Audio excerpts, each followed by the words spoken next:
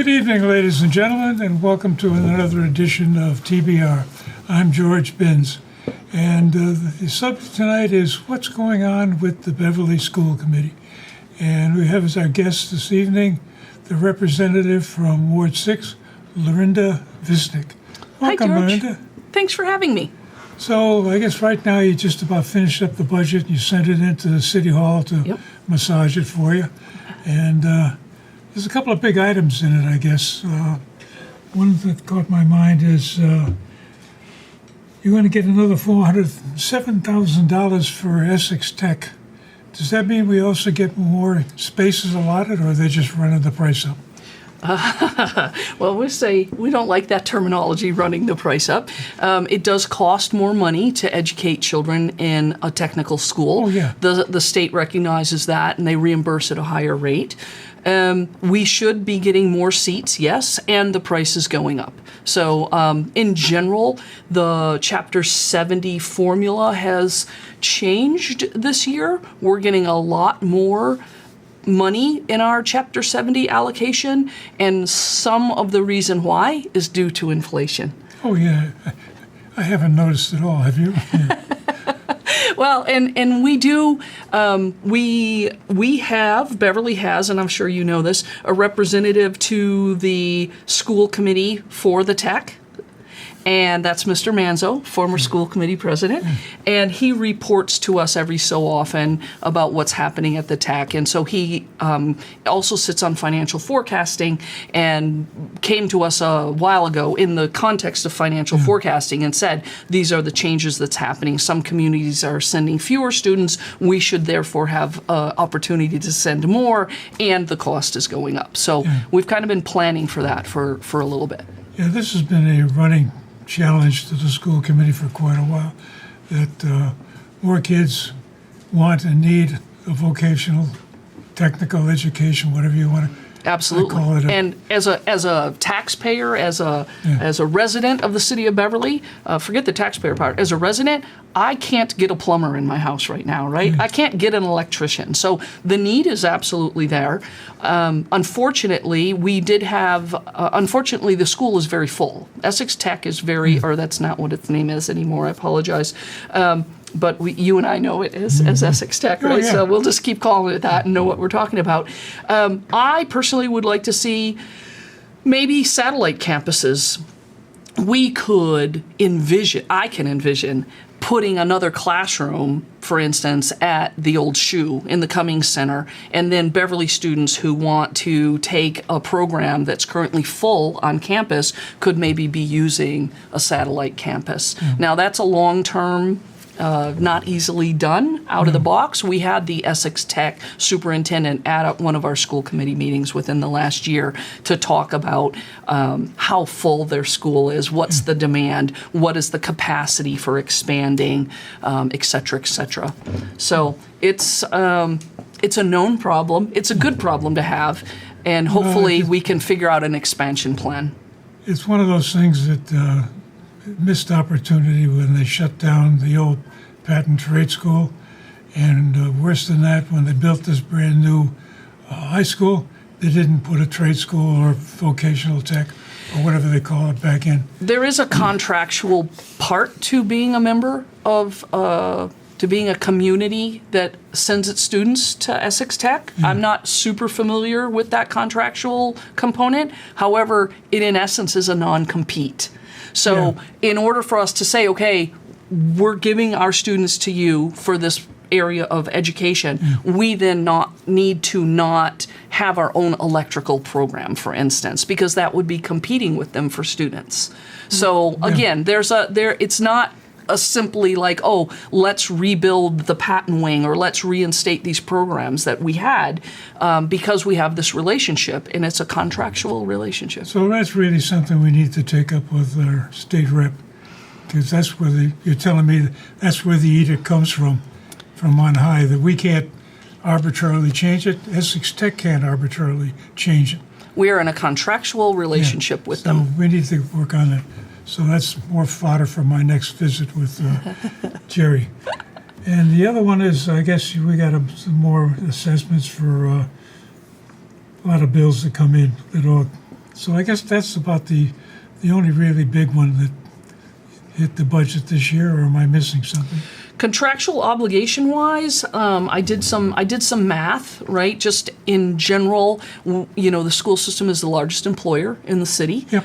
And so in between the COLA increase, the steps, the columns, and health insurance, it is, I'm going to have to look through my notebook. A number of 188,000 that showed up. No, it's much more than that. That might be just the health insurance. Okay, So yeah. I want to say it's well over $1 million in contractual increases. Usual cost of living kind of stuff. Yeah. Absolutely. Okay, so the next question that comes down to is, what's new and different in the schools these days? Because now That's we a see. great question.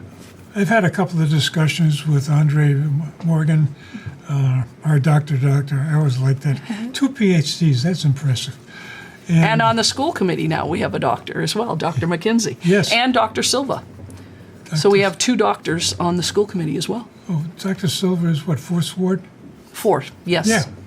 Yeah. Oh, that's right. I didn't realize he was a doctor. We had him on the show a couple of times.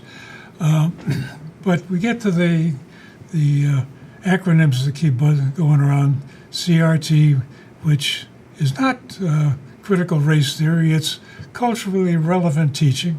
Responsive, sure. Culturally responsive teaching, okay. We're close enough. And then there's the SEL. Yep. And I can't remember that one again. It's Social emotional learning. social emotional learning. And I noticed that you've got the school committee or the school board has a ad out there trying to hire some counselors for social emotional learning kinds of things. So I guess the question is, are we going to put a counselor in every school, or is there one for the district? How does this work? So in general, we already have a counselor in every school. Some schools have multiple counselors. There are guidance counselors and there are adjustment counselors. In our high school, there is a career and readiness kind of counselor. So there are differentiations Is that in what between. used to be the guidance counselor? No, not necessarily. No.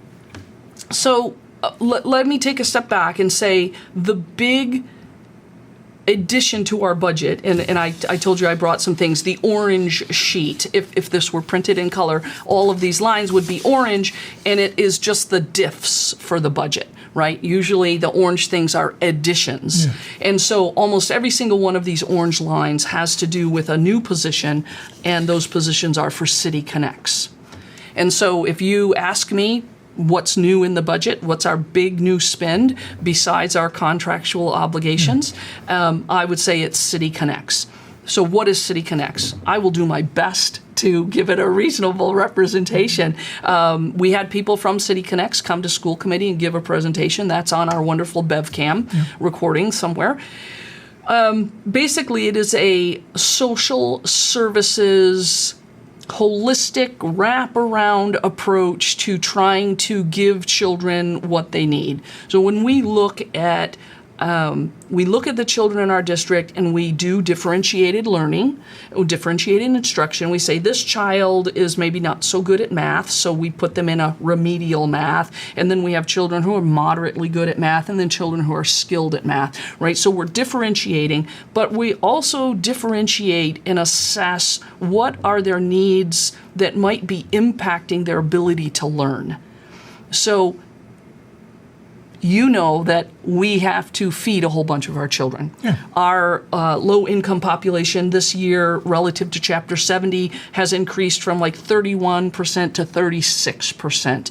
And we know that if a child is sitting in a classroom and they're hungry, they cannot concentrate on learning. And there are multiple other reasons why a child couldn't possibly sit and concentrate, including but not limited to trauma.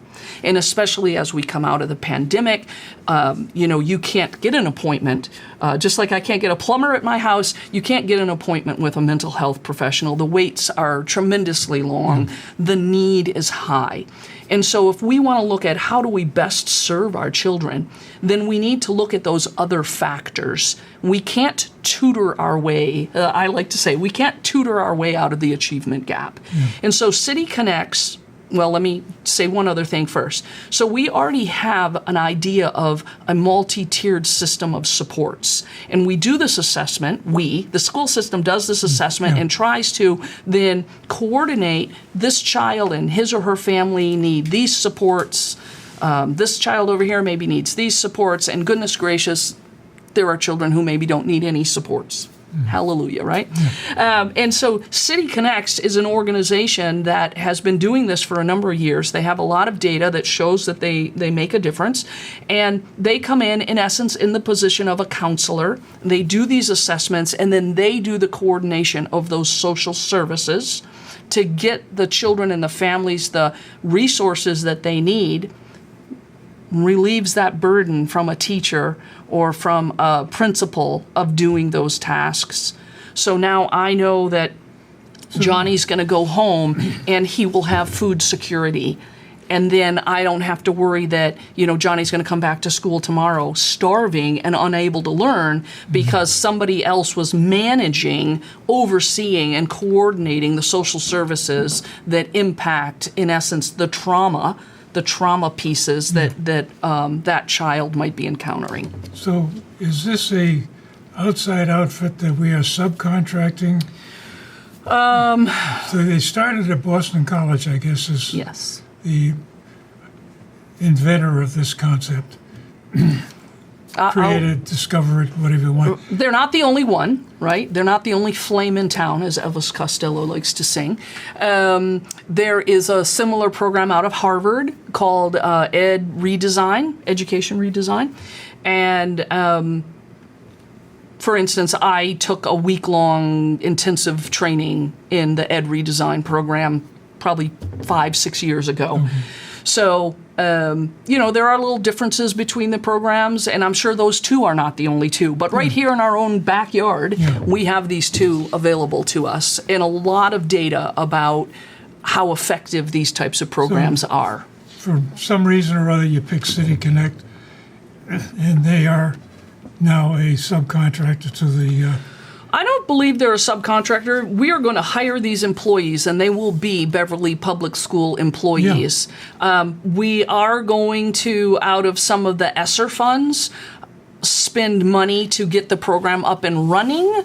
They will be like a consultant. I don't know I don't know the details of whether they're really a subcontractor, contractually speaking, for the program versus just like we pay for a curriculum and then we get to use that curriculum, right? So I don't think that it's contractually bound because as the chair of F&F, we would have had to approve that contract. We would have had to approve signing into an agreement, and we haven't done that. Yeah. Okay, so we've got this outside set of consultants that are giving us all sorts of advice and counsel. We're hiring our own people.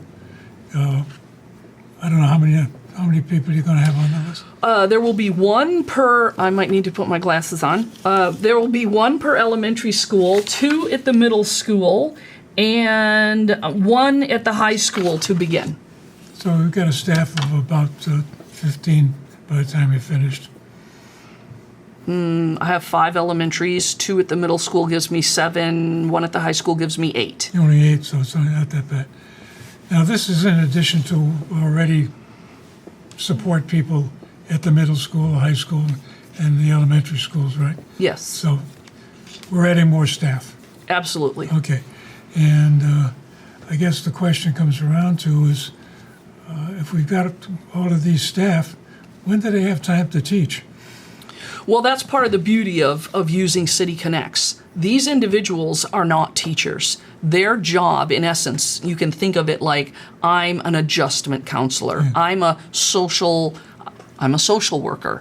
My job is not to teach. It's to do this assessment of the needs of the children and the families and then go work to connect what services we have in our city, which we have wonderful services in our city, but everybody operates in their own pillar, unfortunately, and in their own silo, in essence. And so you can kind of think of City Connects as a relationship builder, an inter-silo connector.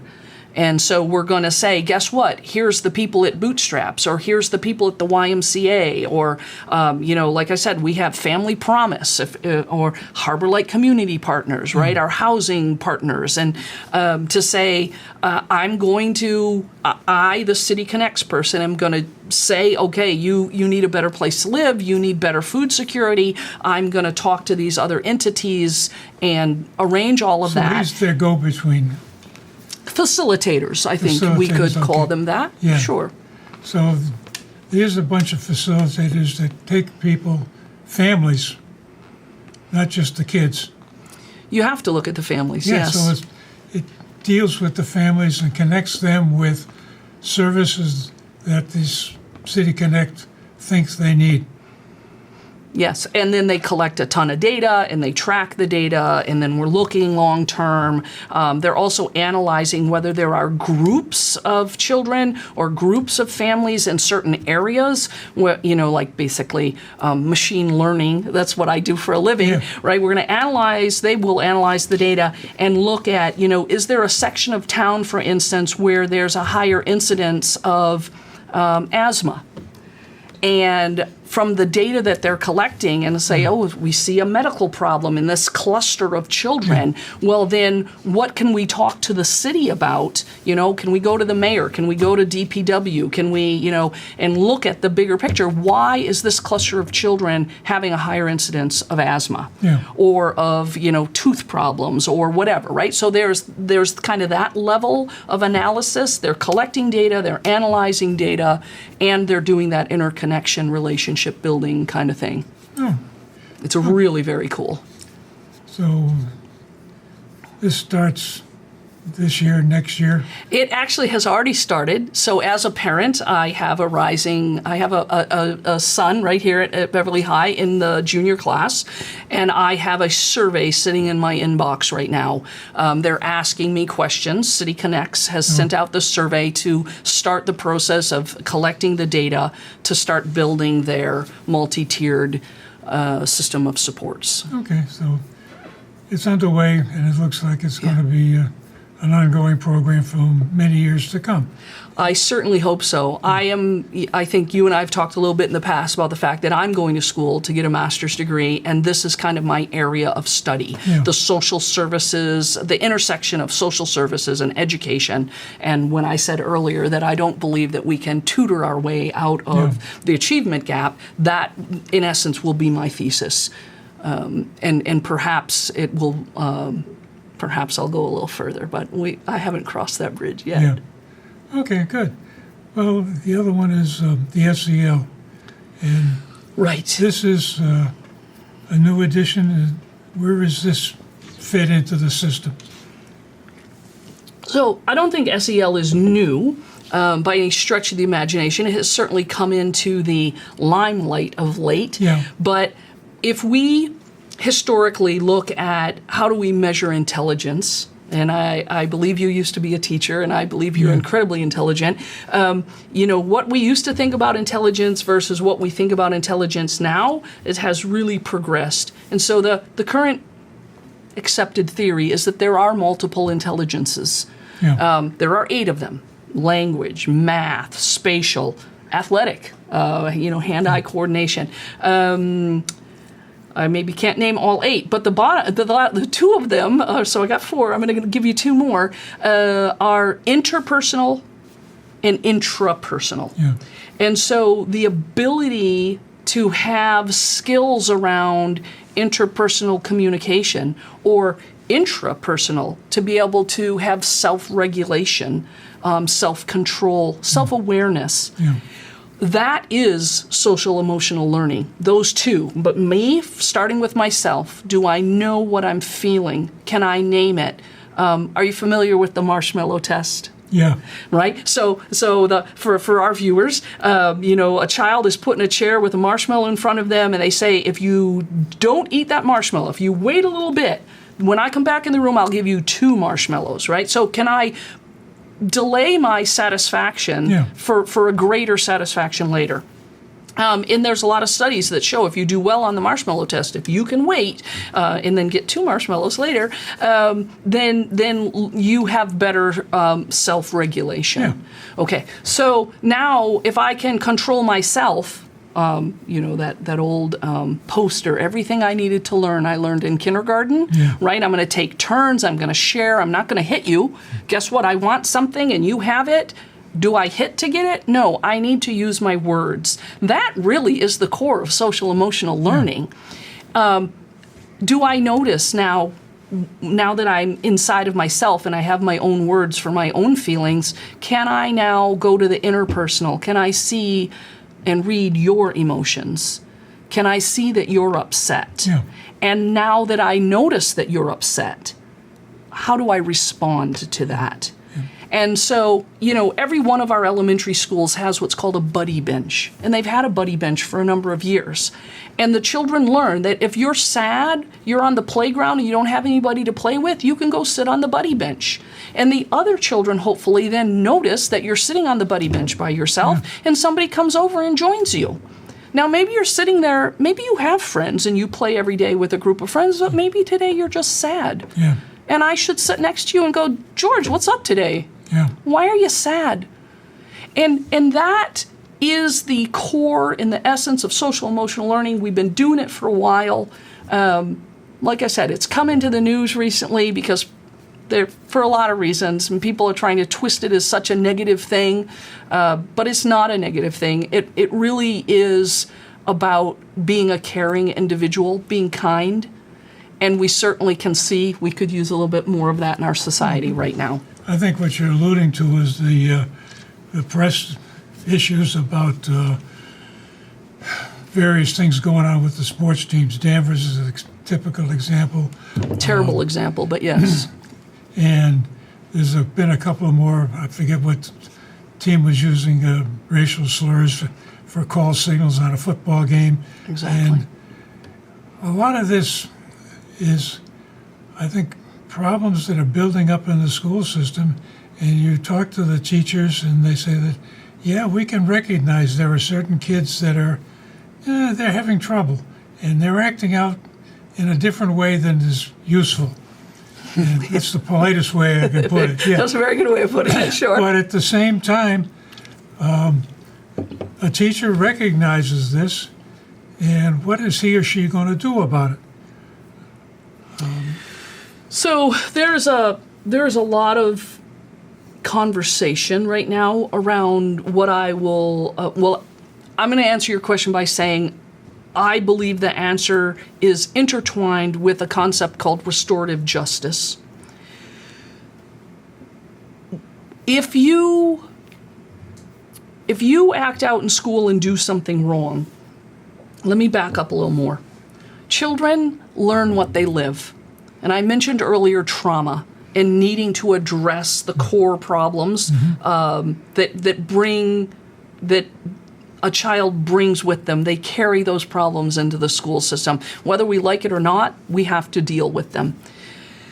So if a child, for instance, is a witness to domestic violence before they walk in the door in the morning, they're learning what they live, and they're maybe going to hit one of their classmates. And if we say, all right, well, because you hit your classmate, we're going to suspend you, we're going to send you home. First thing, you're not then being educated. And second thing, you're probably going into the very home where you're going to see more of that domestic violence. Oh. And maybe it's being done to you. So there's a line there. It's a difficult line. We don't want to suspend children. So how do we keep them as safe as possible? How do we look at the bigger picture? Because on the surface, a lot of parents would say, well, this kid hit that kid, this kid needs to be suspended. And I'm simply trying to say that is not necessarily as black and white as that looks. It's not necessarily the right answer. And there is a lot more to it. And we could probably do 10 shows on the concept of restorative justice. Well, we get down to the point of the kid is acting out in school, and it gets to a situation where, hey, we can't put up with this anymore. You're out of here. You lucky single. You're in the penalty box. You're in the penalty box. Well, We have a That's penalty not- box. We do have a penalty but box. that's not necessarily a punishment in their mind. Hey, I'm out of school. Exactly. So instead of the- sending them home and being out of school, I said we have a penalty box. So we have constructs where a child can be taken out of the classroom and put in a place, not sent home, but put in a place where we have some community partners that help us do this. You know, when you're in high school, maybe you actually enroll in the alternative high school. But in the middle school, we have a community partner where we can, quote unquote, place children. They can go there, still be educated. And not be, suspended, not be at home. So you're right, because we don't want to reward bad behavior. No. Right? It's So like I there's said, gotta it's be a an complicated, An and there alternative is. educational process that, and this is what I pick up checking into what teachers think about it, is the worst thing you can have in a classroom is the kid that won't shut up.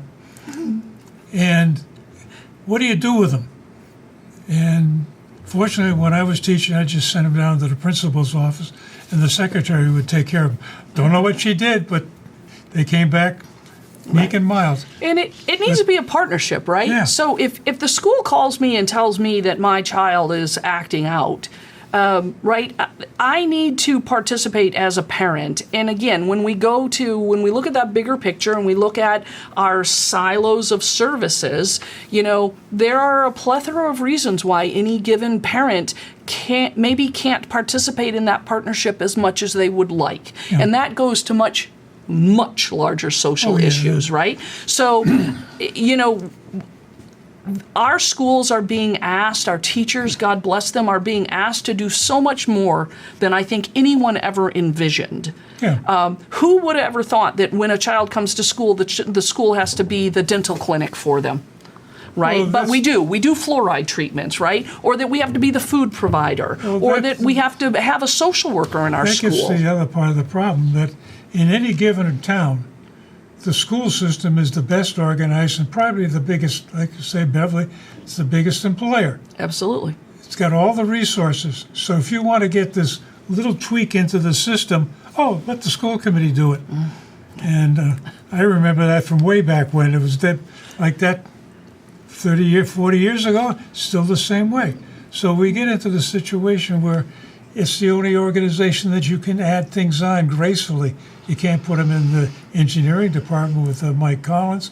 It just doesn't fit. So we get to that situation where the school committee is bigger than a bread box. And I would say the school district, not just the committee, right? It's not just the 7 of us who sit there and vote on things. But yeah, the schools as an entity are being asked to do more and more to relieve the pressures of society. Well, And it's unfortunate, but this is the boat that we are in. well, speaking of the more and more of this, things we should talk about on the next show, because we just had We're- half we're hour up. fun. Yeah, we Fantastic. did it. So, Linda, thank you very much for joining us, and Thanks for having me. It's always a good conversation I'd with you, like to have George. you come back and continue this discussion, because we're nowhere near the bottom yet. Nowhere near. Yeah. We should take turns. Let everybody have a chance. Well, bring somebody along with you next time. Maybe I will. Yeah. Okay. Anyway, ladies and gentlemen, thank you very much for joining us this evening. And as indicated, we will have more shows about what's going on with the school committee. And as you'll notice, if you follow the show all the way through to the end of the credits, my email address is there. And if you think of something I should have asked and didn't, or some comment, send me an email. And if you have a comment you want to make, there's always room for you here at the table. And thanks again for joining us, and see you next time.